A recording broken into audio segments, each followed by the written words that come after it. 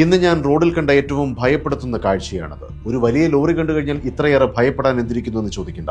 Lorry കണ്ടിട്ടല്ല ഞാൻ ഭയപ്പെട്ടത്, ആ ലോറിക്കകത്ത് stock ചെയ്തിരിക്കുന്ന സോഫ്റ്റ് ഡ്രിങ്കുകൾ കണ്ടിട്ടാണ്. കേരള സർക്കാരിന്റെ ചെക്ക് പോസ്റ്റുകൾ വഴി ആരോഗ്യ വകുപ്പിന്റെ കീഴിലുള്ള ഹെൽത്തിന്റെ അനുമതിയോടുകൂടി കേരളത്തിലേക്ക് ഓരോ ദിവസവും എത്തിച്ചേരുന്നത് ഇതുപോലെ എത്രയെത്ര ലോറികൾ, കണ്ടെയ്നറുകൾ തമിഴ്നാട്ടിൽ നിന്നും കർണാടകയിൽ നിന്നും അങ്ങ് വടക്കേ ഇന്ത്യൻ സംസ്ഥാനങ്ങളിൽ നിന്നും അവർക്ക് ഏറ്റവും വലിയ ബിസിനസ് നൽകുന്ന സംസ്ഥാനമായി കേരളം മാറിയിരിക്കുകയാണ്.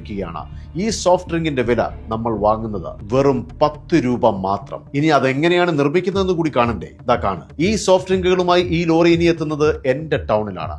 ടൗണുകളേക്കാൾ ഈ സോഫ്റ്റ് ഡ്രിങ്കുകൾ ഏറ്റവും കൂടുതൽ വിറ്റഴിയുന്നത് ഗ്രാമങ്ങളിലാണ്. ഗ്രാമങ്ങളിലെ ചെറുകിട കച്ചവടക്കാരിൽ നിന്നും ചെറു പീടികകളിൽ നിന്നും. ഈ സോഫ്റ്റ് ഡ്രിങ്കുകൾക്ക് അടിമകളായിട്ടുള്ളത് കുട്ടികളും യുവാക്കളും മുതിർന്നവരുമാണ്. കുഞ്ഞുമക്കൾ നിർബന്ധം കാണിക്കുമ്പോൾ മാതാപിതാക്കൾ അത് വാങ്ങിച്ചു കൊടുക്കുന്നു. കാരണം വെറും 10 രൂപയല്ലേ ഉള്ളൂ. നിസ്സാരമായ ആ 10 രൂപകൾ എടുക്കുന്നത് നിങ്ങളുടെ ജീവനാണ്. ചെറിയ പ്രായത്തിൽ തന്നെ പ്രമേഹ രോഗികളാകുന്നു, വൃക്ക രോഗികളാകുന്നു, ഫാറ്റി ലിവർ, അമിതവണ്ണം, ഹൃദ്രോഗം, അങ്ങനെ എല്ലാം സംഭാവന ചെയ്യുന്നു ഈ 10 രൂപ.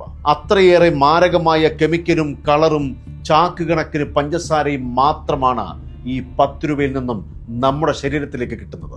വെറും 10 രൂപയ്ക്ക് ലഭിക്കുന്ന ഈ സോഫ്റ്റ് ഡ്രിങ്കിന്റെ നിർമ്മാണ ചിലവ് എത്രയാണെന്ന് കേൾക്കണ്ടേ? വെറും 2.5 രൂപ മാത്രം.